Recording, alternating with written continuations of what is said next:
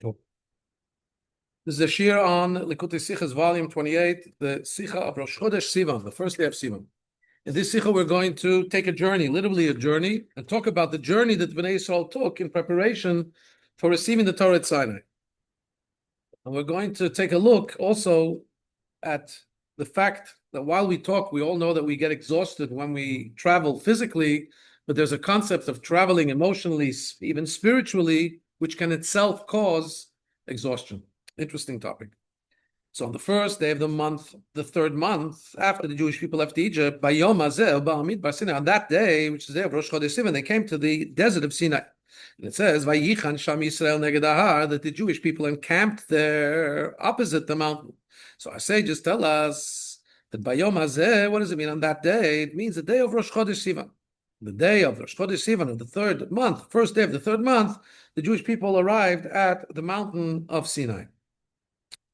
It's interesting that the Bechaya, footnote 3, the Bechaya talks about the fact that they came to the desert of Sinai, and only the next day did they move to the mountain of Sinai. But simply speaking, in Rashi, the way we learn the simple narrative, they arrived at the designated spot where they were meant to set up camp to be prepared for the giving of the Torah on the 6th day of Sivan, 6 days later. So the fact that the Jewish people came to Sinai even before the Torah was given is already something extremely great. As we say in the Haggadah, when we talk about the Dayenu goes through the 14 steps of things we are grateful to for Hashem, which is step upon step. So, for example, we say if Hashem would have taken us out of Egypt and not split the sea for us in a wondrous way, but he would have maybe made us go around the longer way, we would still be thankful because Exodus, even without splitting the seas in itself, a great miracle. One of those steps, it says, if Hashem would have just brought us together at the mountain of Sinai and not given us the Torah, it would have been enough. What would be the purpose of coming together at the mountain of Sinai without getting the Torah? So one of the explanations is that what happened when the Jewish people arrived at Sinai, this in itself, even before the Torah was given, is already a great virtue, is something already in itself a very great thing. Because the mere fact, what took place, how do we see that something epic took place when they arrived at Har Sinai? We see it because it says that Vayichan Sham Yisrael is a singular, although it was a multitude of people, 600,000 between the ages of 20 and 60, still in all, we call them singular, Vayichan Sham Yisrael, and he, Israel, encamped opposite the mountain.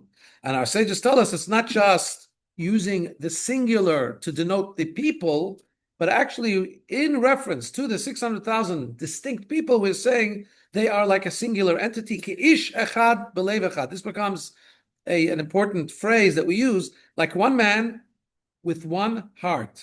Through the fact that the Jewish people were encamped by the mountain, they became united in one perfect unity, like one man with one heart.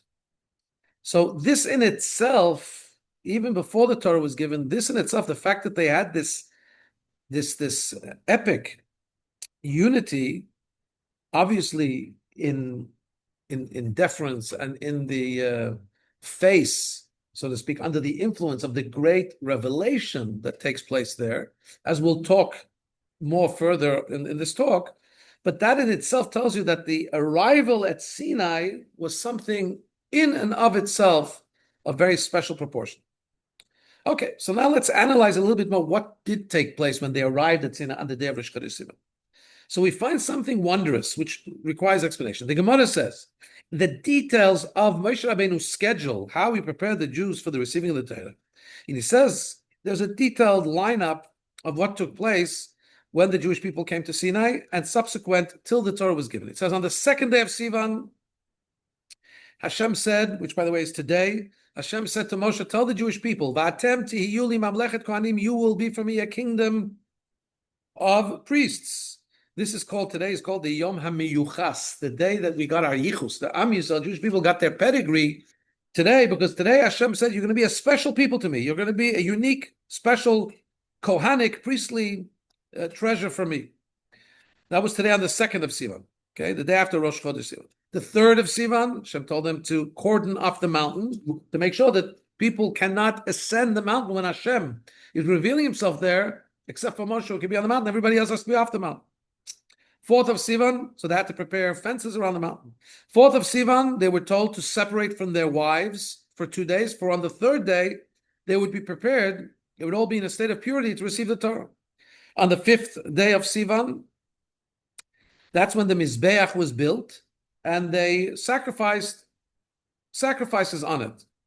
Until on that day, 5th day of Sivan, the Jewish people said, Na'aseh v'nishma, we will do, and we will listen to all the instructions given. However, on that very first day when they arrived, on Rosh Chodesh Sivan, the day of arrival Tar Sinai, the Gemara says, Lo amar luhu v'lo midi, Moshe Rabbeinu didn't tell them anything, because of the weakness of the way. In other words, sounds like it was a rough day, they traveled, and on the day of travel, you don't want to be burdening or giving the Jewish people instructions, let them rest up. So Moshe Rabbeinu waited for them to rest up till the next day. Now, really, and I didn't research this in the footnotes, but really, who waited till the next day? It's obviously that Hashem also waited. But we say that Moshe didn't say anything. Well, Moshe didn't say anything because Hashem hadn't called him up till the next day to give him instructions. But whatever the case is, there's a delay of a day because they're tired today. Now, let's understand this. Come on. We have to understand. We know what our sages tell us, that one of the reasons we count Sfiras HaOmer, the count of the Omer, is because when the Jews went out of Egypt, that such a great desire to receive the Torah, they literally counted the days. Okay? How many days left till we get the Torah? So we understand that the closer they get to the day of receiving the Torah, the greater their desire and their passion is about getting the Torah. Nonetheless, all of a sudden you say, when they got to the mountain of Sinai, conk out. They don't have, got to let them rest up. They don't have koyach, they don't have energy to start the process. How does that make sense? When they get to the actual location, you would assume that that's the place where they have the real excitement.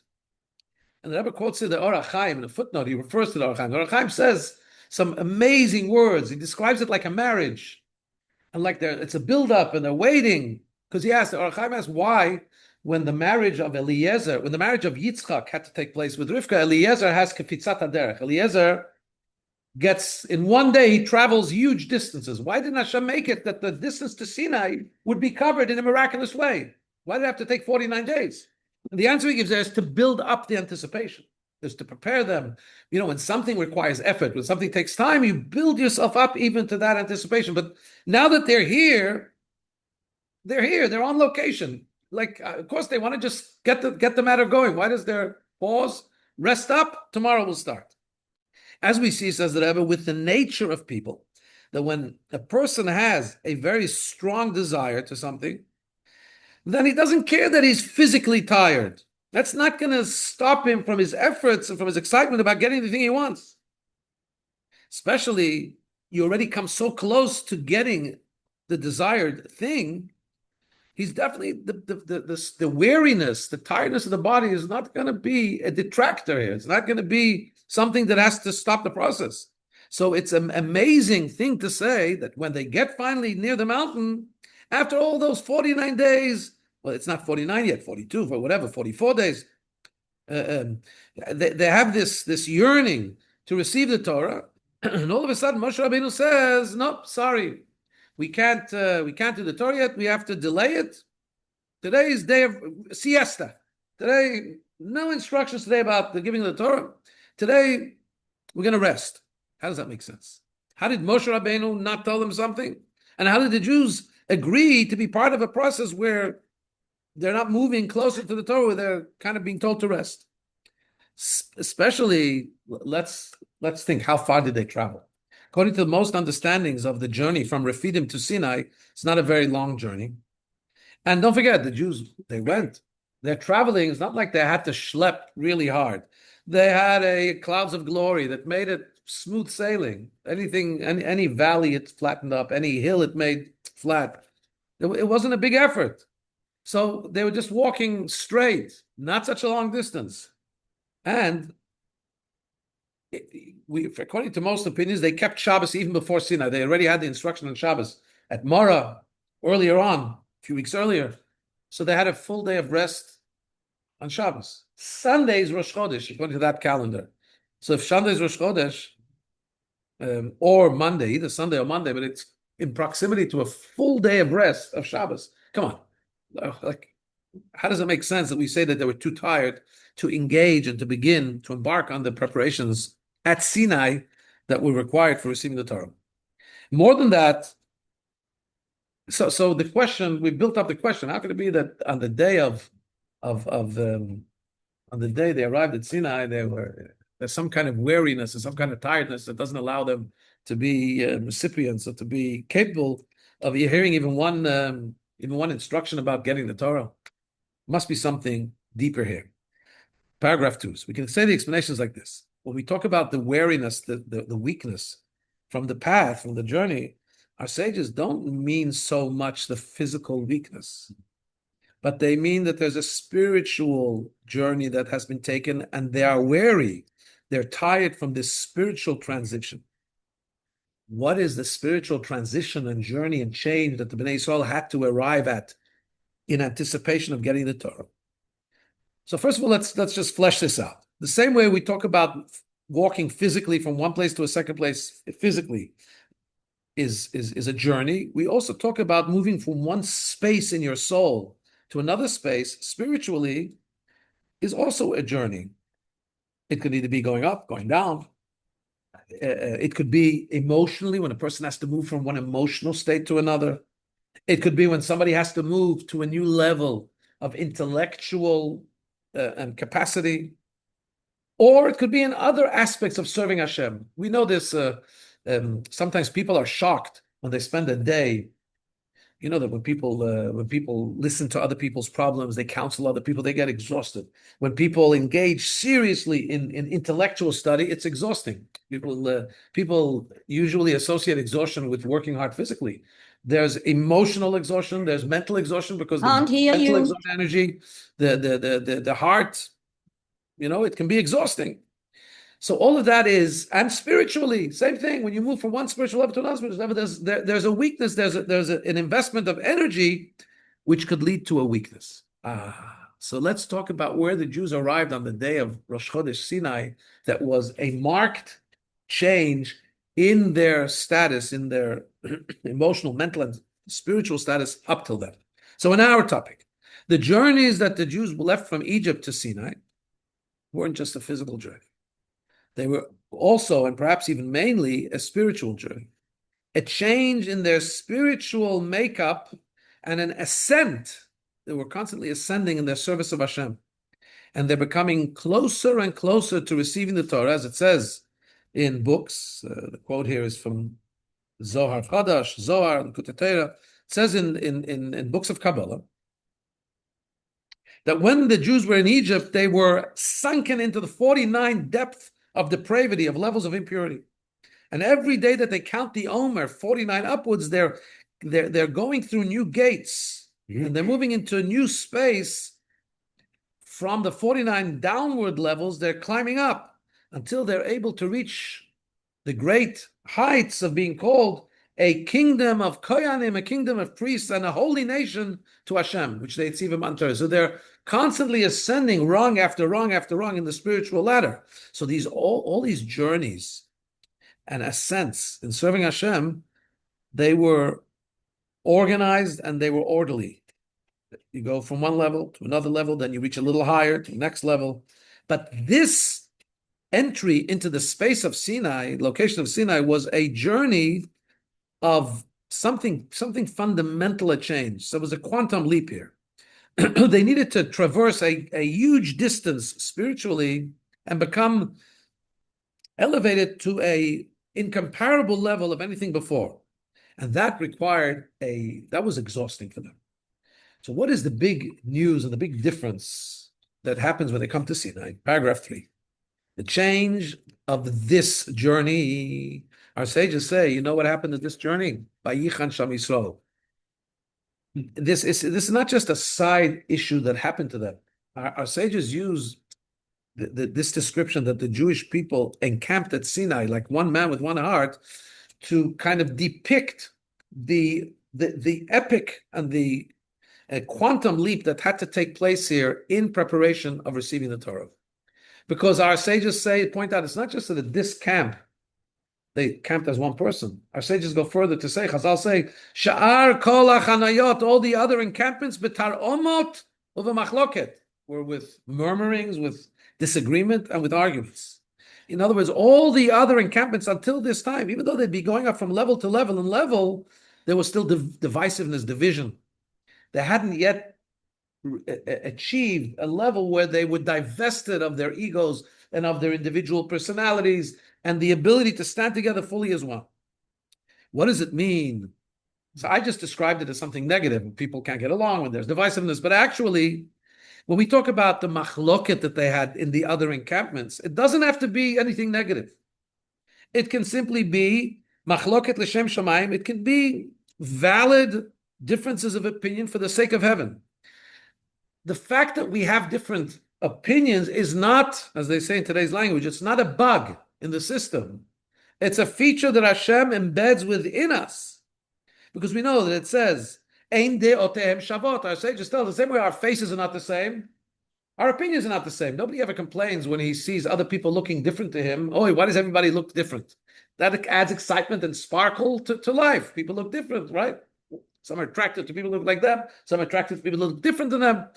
But same way it is, same way our faces are not the same, Hashem makes our opinions different. Even the Torah is given not in just one chatuchim. I say there's a Maimon Chazal in the Gemara Yerushalmi, in the Medrash Tilim, Lo nitnu divrei Torah chatuchim. The Torah was not given in a straight and orderly, clear-cut way. But there's 49 ways to learn it in the right way. There's 49 ways to learn it in the wrong way.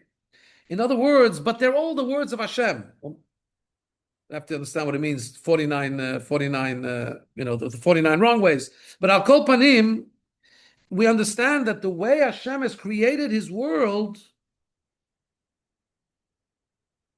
even in a proper spiritual playing field, they're not all unified as one.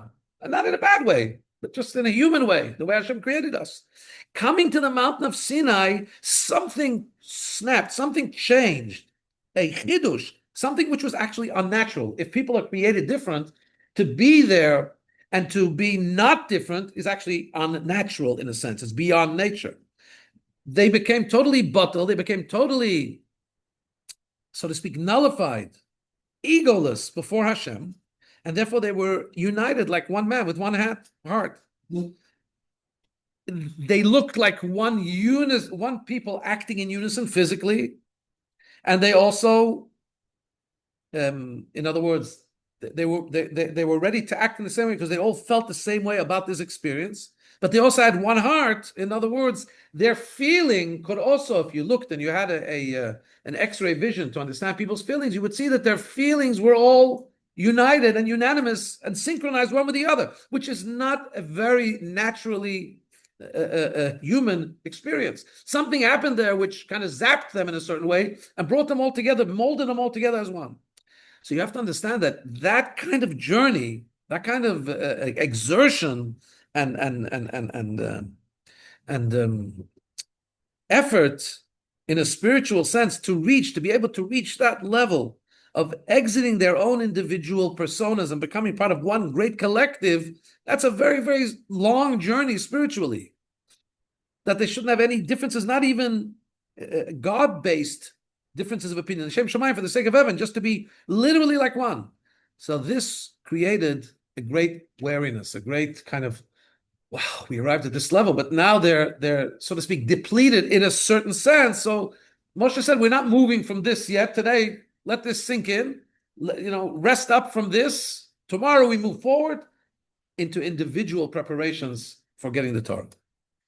So this gives us a beautiful look at the concept of the journey that they took as being the spiritual journey, the emotional journey, the mental journey that they take. And because of that exhaustion, even though they're looking so much forward to getting the Torah, but what Moshe says, look, let's freshen up. It's not like, I'll say this I think today we relate to this more because many of us work less in like farmers in a physical sense, and many of us work more in a way that we require motivation, creativity. When you're working as a farmer, you can be exhausted, but you can just force your hand to shovel and to plow and to cut. It's easier to overcome that kind of. I shouldn't say it's easier. You can physically overcome that kind of exhaustion. When you need to be creative, when you need to be motivated, when you need to study, when you need to create a feeling, an emotional feeling towards Hashem and things like that, those things are more difficult to do when a person is exhausted because they require a presence. They require a. So here, what we're saying is that the exhaustion was not just simply a physical exhaustion where they could say, "Okay, let's just push ourselves." There's also an exhaustion that happens here because of the new level they're at, and Moshe Rabbeinu sees this is not a time. This is not the time now to move forward. Let's settle down and then jump forward. But next, look at it even more deeply here. Paragraph 4. A deeper explanation of this. We've till now we've translated chulsha the urcha, the weariness, the tiredness from the way as being something negative. Even when we said it could be an emotional, spiritual tiredness, wouldn't it be better not to have the tiredness? We say there's a reality. There is this tiredness. So it's not just a physical exertion, which we can push away. It's actually a spiritual exertion. But now, says the Rebbe, it's actually, we can reframe it and see that there's actually something very powerful and positive about this chalishus, about this weakness. Why? Because we could say that, in a way, this ascent, the way we learn it simply, day 2, that they're at Sinai, they're more fortified, they're stronger, right? And now they're going to be at a higher place than they were. Day 1, they were exhausted. Day 2, they got there, now forge ahead. Says the Rebbe, in a sense, we can look at this weakness as being something very positive and powerful, which is even higher than the subsequent things that they do the next days. This weakness is a virtue, not an issue. But first, let's introduce this concept. It's impossible to fathom the difference between the simplest of Jews and Moshe Rabbeinu. Moshe Rabbeinu is the greatest of the great, and you have the simplest of the simplest. You have the whole gamut of spiritual levels of 600,000 Jews in between Moshe and the simplest. Yet, what are we saying? That the Jewish people, including Moshe and including the simplest of people, became like one people with one heart. How can you talk about this oneness that envelops every single Jew in the community, starting from Moshe down to the lowest? So we understand it must be talking about a level within the soul, some kind of existential, quintessential, holy spark, holy essence that is equal, is so holy, so godly, so essential that it's equal between Moshe and even the simplest of Jews. When does that come out in a revealed way? By the mountain of Sinai. We know it says Moshe kibel Torah mi Sinai. Moshe received the Torah from Sinai. There's something very special about Sinai in location, which brings out the deepest essential point of the Jew, in which at that level Moshe Rabbeinu and the simplest Jew are equal, are one. And this was the explanation. This was the real preparation for receiving the Torah, on bearing and uncovering and revealing and bringing to the fore, at least for that day, their deepest essence, in which you just look at them and they're all one. Paragraph 5. So what is this? The explanation is, we've spoken many times, what really happened in Matan Torah? We know that learning of Torah took place before the giving of the Torah. We had the famous yeshiva of Shem and Aver. All the forefathers, Abraham, Yitzchak, and Yaakov, learned Torah, even before it was given. Their children after them learned Torah. There's a saying in our sages, Lo paska yeshiva v'avoteinu Mitzrayim, that when our forefathers were in Egypt, the yeshivas never stopped. So what happened? What was the big news of the giving of the Torah on Shavuot? What epic transition took place?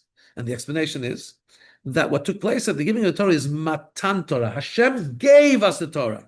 Natan lanu Torah. He gave us the Torah. In other words, the giver of the Torah, the Almighty, it's not that we studied it, the Almighty gave it.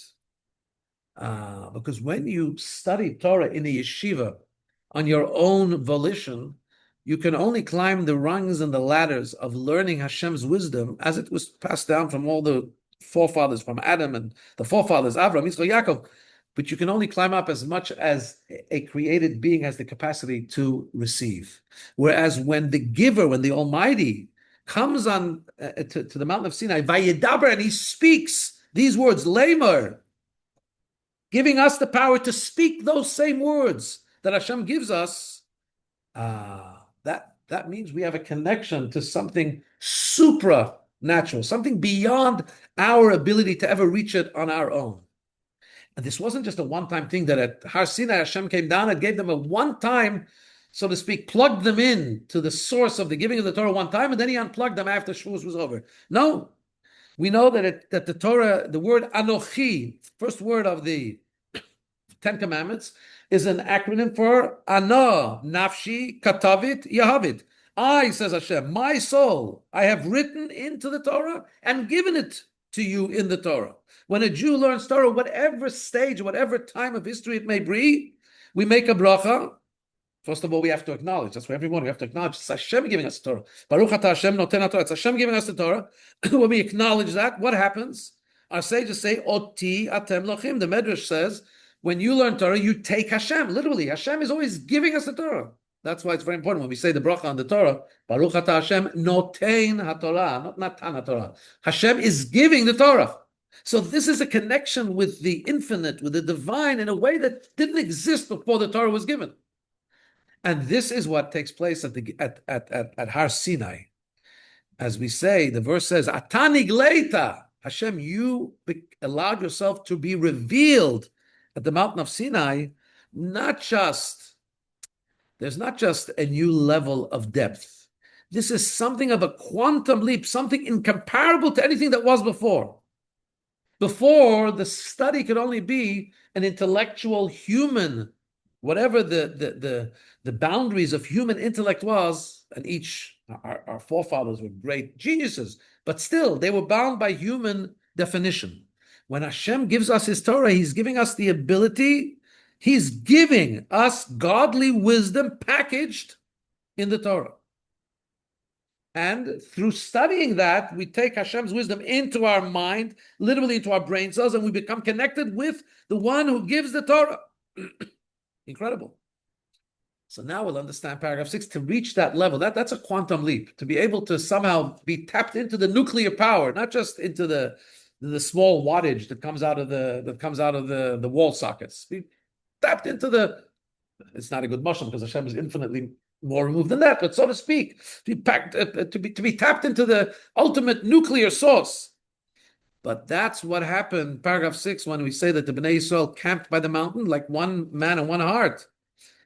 The differences within the Jewish people all come from the place of understanding. Even Moshe Rabbeinu, in the simplest of the simple, we understand Moshe Rabbeinu understands incredibly more than the simple person, but that's all got to do with levels of understanding. So one person has a more limited capacity of understanding. One person could have an epic level of understanding, but that's all within a certain realm of creation. However, when we talk about the giving of Hashem as the creator, as the infinite, giving the Torah, when you become one with the Torah, when you connect to Hashem through Torah, really there's an aspect that before the infinity of Hashem, everybody's equal. You're connected to something infinite, and Moshe Rabbeinu, and the simplest of the person, is the same in that sense, to the point that we say that when a person reads the written Torah, he doesn't even understand what he's saying. He has to make a bracha thanking Hashem for giving him the Torah. He's saying words of Tehillim, he's saying words of Torah, which he doesn't necessarily understand. If you look at the capacity of understanding, he doesn't understand. But if you look at the experience of him receiving Hashem's gift of Torah, if he's saying those words and they're coming through his body, they're streaming through him, he now has a connection with the infinite. The same way the great scholar is reading the words of Hashem, before the infinite, we're all infinitely removed. And if we have that bind with that connection with the infinite that Hashem gives us through giving us the Torah, we're all connected to him. We all become part of the infinite. That can only be initiated by Hashem. If we're climbing up the ladder, we'll each get to a different place in the ladder, but we'll never get to the infinite because we're finite. What happens at Shavuos is Hashem comes down on the mountain and he speaks those infinite words. And he says, I want you to say those words as well. He gives us the power to connect to that infinity. In front of that infinity, we're really all equal. And this is connected with the heart of Jews, because where is this oneness? Where is this unison? Where is this place where all Jews are equal, the greatest of the great to the simplest of the simplest? It's in the heart, not just in the heart, in what we call the spirit, the deepest spiritual level of the neshama, which is Yechida Shebenefesh, the point of contact between Hashem's spark and the first level of soul, which is totally beyond the realm of understanding. And this every Jew has embedded within him. That's where faith comes to a Jew, even when he doesn't know he has faith, even when he doesn't believe he has faith. He believes he doesn't believe, but he really does believe. And sometimes it comes out in full glory. Sometimes we don't see it in full glory, but it's there. Ma'aminim ne ma'aminim. There's some quintessential spark of the Jew, the place where Hashem touches. You see, in every connection between the divine, the upper worlds, lower worlds, there's one point of contact. We say that the highest level of the neshama, spiritual soul, the fifth level, the highest level of the spiritual soul is called Yechida. Yechida means the oneness. But that's feminine. So feminine is receiver. Yachid is God's singularness. The level of neshama called Yachid, which is, you can't even call it a level of soul. It's higher than that. The spark of God is vested into the spark, into that vessel called Yechida. And that becomes the point of contact for the Jew with God. And that at that place is the place of faith, where we don't have to believe in God as if we're seeing him from the outside. We feel him because we are part of him. We're touched by him. This is who our true essence is. That place, B'leiv Echad, in that deepest space in the heart, in the neshama, is what was revealed when the Jews came to Har Sinai. By Yichan Sham Yisrael, they came to Har Sinai. Hashem gave them the gift, standing there at the mountain before they got Torah. As we're going to see, Torah is already a stage of making it your own, making it personal, which everybody has their own level. The first stage is God zapped them all in a sense. What do I mean, zapped them all? He made them all open and privy to the greatest depth, the truest existential part of themselves, which they were going to receive at this epic moment of the giving of the Torah. Okay, so now we understand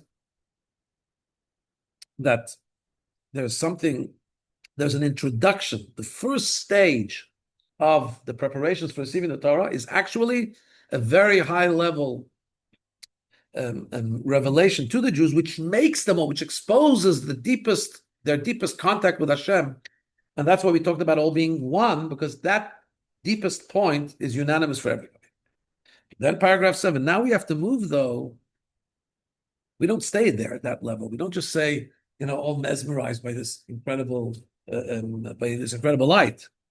Now we have to go and start to study Torah, not in a way where we are totally mesmerized and not present. Now we're instructed to study Torah with our own understanding.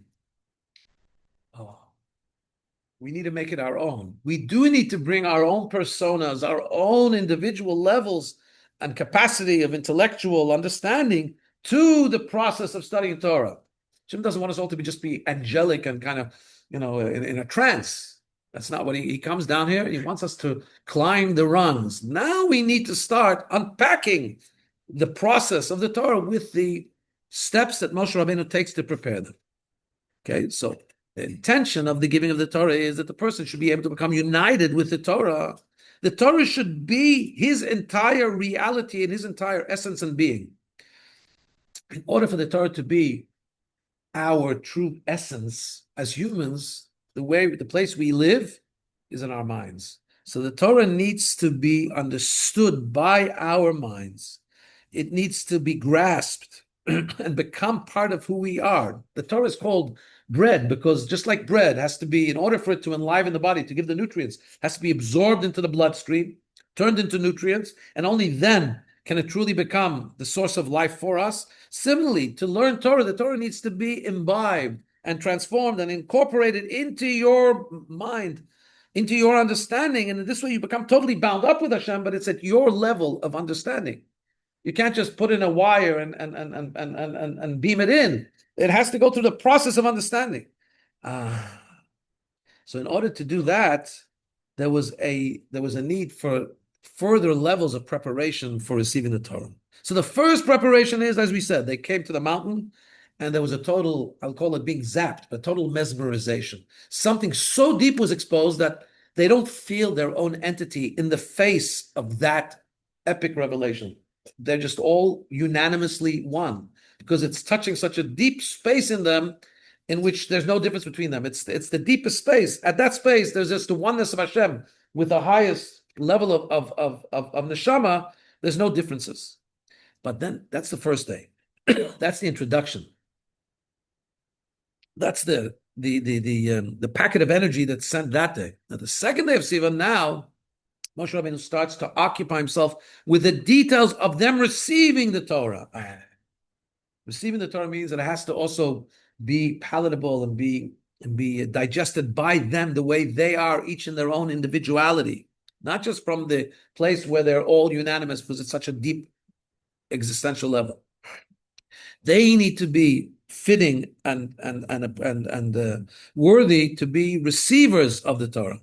It says, Hashem says, I want you to be a kingdom of priests. In other words, there it's already plural. There, everybody has to reach their level. Hashem says, I need you to cordon off the mountain. I need you to separate from your wives. In other words, I need the Jews to now climb up the rungs of holiness. And in this level of self-preparation, there is distinctions between Jews. You can't just call them one. Interesting, in the footnote, he does say that the Torah says that together they called out in unison, we will do, Naaseh v'nishma, we will do and we receive. Which leads us to understand that it was just that declaration. But all the other stages, yes, there are distinctions. The Jews didn't lose their distinctiveness and their individuality. That first day they did. That was, a higher state in which everybody's equal. But then they came down to earth, and they had to start climbing rung after rung, each in their own level. Till we see that when the Torah itself was given, Moshe Rabbeinu goes the highest. Then the Aaron, then the elders, there were distinctions when we talk about receiving the Torah. However, by everybody, there was something even higher. You know what happened at the actual giving of the Torah? There were the distinctions, which means Hashem wants the Torah to be absorbed and imbibed, each person according to their level, but there was also, again, a zapping out. You know what the Torah says? Parchan nishmatam. Why couldn't they hear more than the first two commandments were said by Hashem? They said, stop, we can't handle this. Why? Because when he said the first two commandments, their souls flew out, and Hashem had to bring them back to life with the dew that he reserves for reviving the dead in the resurrection. So now here's an interesting footnote. The Rebbe says, did that happen with Moshe Rabbeinu too? In other words, was the level that that zapped the Jews, Moshe Rabbeinu stayed there and he wasn't zapped. He continued, it would seem, to receive the transmission from Hashem without his soul leaving. But one second, and we do say that this level is called the Shechina. Hashem was speaking through the throat of Moshe Rabbeinu. Means he could handle it. Says the Rebbe, but I still think, says the Rebbe, think about it. The level of Parchanish Matan, of their soul flying out, and Hashem giving the dew of the resurrection to them, is a very great gift. Is it possible that Moshe Rabbeinu didn't get that gift of being exposed to a level even higher than what he can handle, and then Hashem giving the great gift of reviving him with the dew that he has saved for the resurrection? Says the Rebbe, I would see. Rebbe says it in a without quoting any source. So he says, I'm going Yesh Loma. We could say that Moshe Rabbeinu also had a level that was higher than his capacity. Not that level that caused the Jews' soul to fly out. That was a level where Moshe Rabbeinu was still there transmitting. But that experience of Sinai didn't take away from him a super revelation even higher than his capacity. And this way, he got the reviving dew of the resurrection. The Rebbe says, Adayin Tzarachi, and this still requires further thought. It's not the place to flesh it out. But at any rate, so at the end of this process, so what would you have? We have at the beginning of the process, we say the Jews encamped like one person. In other words, there was such, as an introduction to getting the Torah, what was supposed to happen here was such a movement from what was going on till then in the Jewish tradition, where everybody was learning Torah according to their level, the forefathers and the Jews in Egypt and so on. Now there was going to be a reversal where Hashem is going to give his godly wisdom to the Jewish people for now and forever. To make that transition, Hashem first makes a revelation where everybody is kind of touched at their deepest space, the deepest place in the neshama where there's unanimity, where everybody's like one, but it doesn't stay there, remember? Because Hashem wants the personal experience. We need to make the Torah personal to us and incorporate it within us. So then, we now, the second day and onwards, the next few days, there's the process where everybody has to make their own personal preparations for receiving the Torah. And then when the Torah is actually given, again, there's this momentary revelation of something that makes all their souls fly out beyond their capacity. And then Hashem brings them back to life, and that's where we stay, ultimately. That's why the Gemara says, coming back to the original question, the Gemara says on the first day, Hashem didn't say anything because of the tiredness. The tiredness was the spiritual journey. And this spiritual journey, by the way, seems to apply to all the Jewish community, from Moshe Rabbeinu to the simplest of the simple. Not the tiredness. The journey meant that they had to be reaching a depth and a level where Moshe and the simplest Jew were all like one, Vayichan Sham Yisrael, like one heart, like one people. That journey has got to do with weakness. What kind of a weakness? Not a weakness. To reach a place where everybody is truly equal, you need to have a weakness of ego. A bittul. That's not a detractive. That's not a I wish we didn't need this weakness. That's actually a tremendous virtue.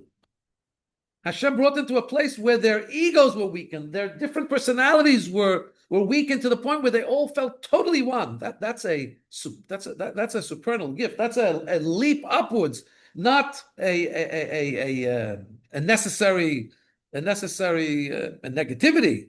And therefore Hashem didn't tell them anything on that day, because the preparation, that kind of level, when you're mesmerized by something so great, the way you deal with it is by not talking. Talking would be disrespectful, would be interrupting that tremendous revelation that they're standing in front of. Probably similar to what it says, that in front of the king, if somebody makes an involuntary body movement, he can be put to death. When you're the king, you have to just be totally annoyed, be totally non-existent. Here we're talking about being in the presence of Hashem. There was such a weakness, in other words, a demotion, a de-escalation of their personality. Hashem didn't say anything. This was not a day for speaking. This was a day for just being basking, just for being mesmerized, just for being zapped, so to speak, in a positive way. After they reached that true level of bittul, they became like one man with one heart. Now we have to climb down from this epic bittul, this epic egolessness, and now we have to actually make it part of who we are. Because remember, what Hashem wants is not that we stay on some mountain, totally divorced and totally separated from the world. He doesn't want us to be ascetics. Hashem wants the experience of Torah to be taken by us in our physical selves, and this requires our own individuality and our own perseverance and our own efforts. And that's the next part of the build-up to receiving the Torah. This is the Sikha as